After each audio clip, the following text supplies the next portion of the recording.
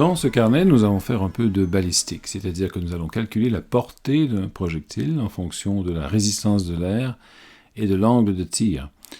Pour ce faire, nous allons utiliser la fonction solve_ivp qui permet de poser certaines conditions pour l'arrêt de la simulation. Par exemple, on pourrait lancer les projectiles, bien sûr, à partir d'un niveau y égale 0, le niveau du sol, et interrompre la simulation ou le calcul lorsque la coordonnée y redevient 0 à partir d'une valeur positive, donc quand le projectile atterrit. Donc, nous avons besoin, pour ce calcul, non seulement de définir le système d'équations différentielles, comme d'habitude, mais aussi une condition qui nous définit la terminaison, enfin la fin de la trajectoire. C'est ce que nous allons préciser par la suite. Donc, revoyons rapidement ce programme. Encore une fois, il faut importer cette fonction solve_ivp à partir de SciPy integrate. Nous allons définir la résistance de l'air en fonction d'un coefficient qui multiplie la vitesse. Donc la force de résistance sera opposée à la vitesse et sera donnée par gamma fois la vitesse. Ensuite, nous avons la force de gravité, bien sûr l'accélération gravitationnelle avec sa valeur standard. Donc les 4 variables du système d'équations différentielles seront les coordonnées x et y du projectile, ainsi que les composantes x et y de sa vitesse. La fonction dx qui définit le système d'équations différentielles, encore une fois, a un format qui est approprié à cette fonction solve_ivp, donc le temps, l'argument de la variable indépendante est donné en premier, même s'il n'est pas formellement utilisé dans cette fonction, et le deuxième argument, c'est l'ensemble des variables. Donc, le calcul est simple ici, on commence par calculer la grandeur de la vitesse, donc on prend la norme des 2 dernières composantes, donc du sous-vecteur, si vous voulez, de x qui est formé par les 2 dernières composantes. Donc cette fonction norme est la norme habituelle, c'est-à-dire la racine carrée de la somme des carrés des composantes. Elle vient du module linalg de NumPy. Ensuite, donc on retourne les dérivées, donc dérivées de x et de y sont vx et vy. Dérivée de vx, ce serait moins gamma fois la composante en x de la vitesse. Dérivée de vy serait moins gamma fois la composante en y de la vitesse, moins g, parce que donc, la force de gravité agit verticalement dans ce cas-ci et est constante. Ensuite, il faut définir une fonction qui définit la condition d'arrêt. La condition d'arrêt, que j'appelle ici sol atteint, veut simplement dire que le niveau du sol a été atteint par le calcul. Et cette fonction doit retourner une valeur qui s'annule lorsque la condition est respectée. Et donc ici, il s'agit de la coordonnée y que l'on doit retourner.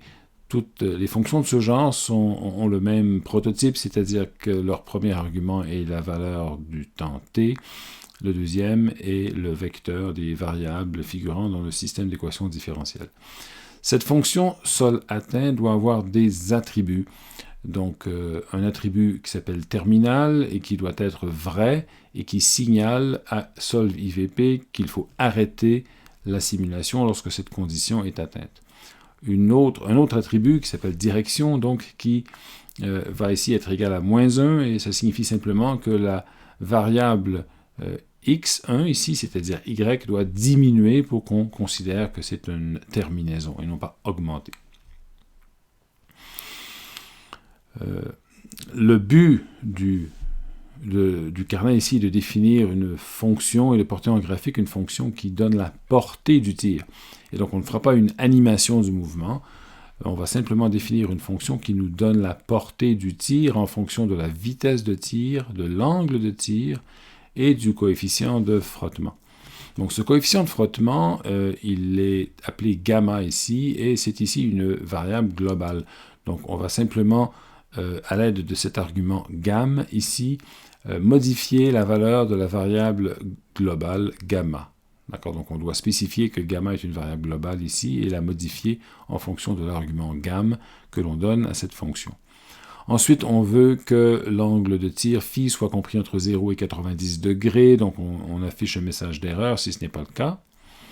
On convertit ensuite l'angle phi en radian, et on définit les variables, enfin les valeurs initiales des différentes variables, c'est-à-dire les coordonnées 0 et 0, donc l'origine et le lieu du tir, et les vitesses, donc la grandeur de la vitesse v fois le cosinus de l'angle phi rad et fois le sinus pour la composante en y. On est alors prêt à procéder à la solution numérique. Donc solve IVP, on donne dx, on donne comme deuxième argument le domaine temporel du tir. Donc ici j'ai été très généreux puisque de toute manière on va arrêter la simulation lorsque y est égal à 0. Donc on dit de 0 jusqu'à 1000 par exemple. On donne les conditions initiales et on spécifie une fonction qui donc un argument optionnel ici qui s'appelle events et qui est simplement égal à cette fonction qu'on a définie plus haut, qui est sol atteint. Le tout retourne un objet, sol, qui comporte plusieurs attributs, dont l'un s'appelle t-events, donc qui va signaler le nombre d'événements qui a été signalé, c'est-à-dire lors de la solution. Donc les événements sont terminaux ici, ce qui veut dire qu'il ne peut pas y en avoir plus qu'un.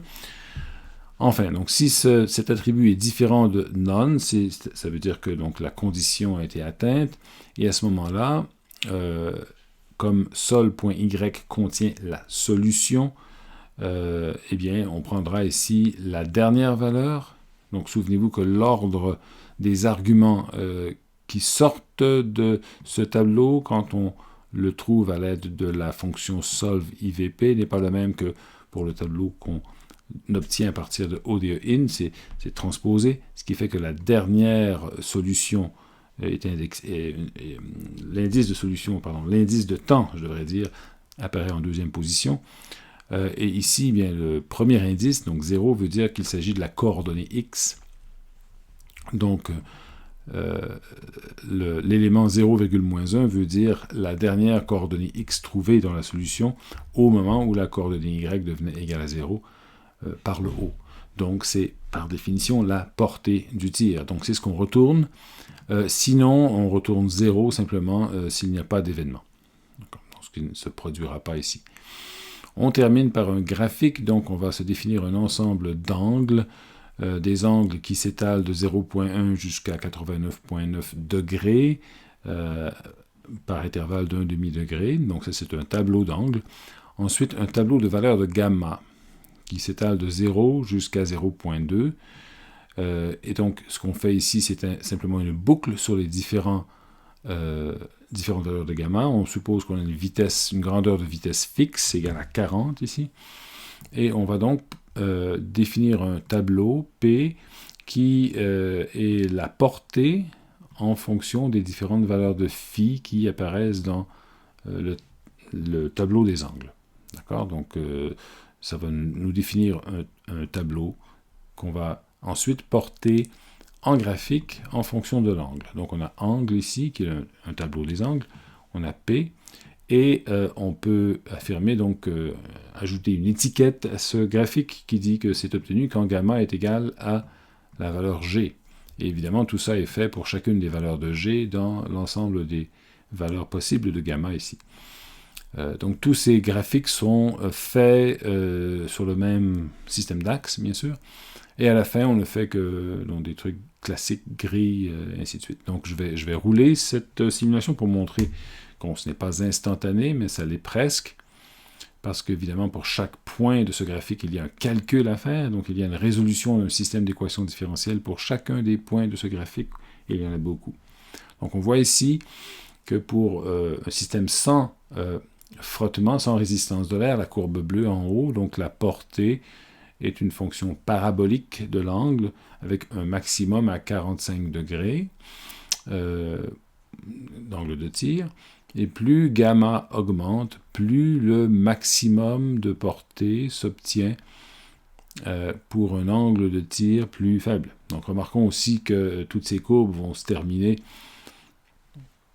à peu près à la même valeur, c'est-à-dire que bien sûr 0 en fonction de l'angle, hein, les portées ne sont pas les mêmes, bien sûr, plus le frottement, plus la résistance de l'air est grande, moins la portée est grande. Mais bien sûr, toutes ces courbes vont débuter à 0,0 et se terminer à 90,0. C'est normal. La portée est nulle lorsqu'on tire à la verticale.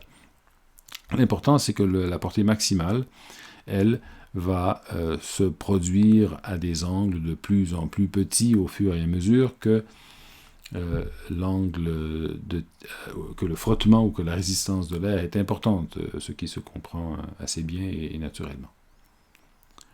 Voilà, donc je vous remercie de votre attention.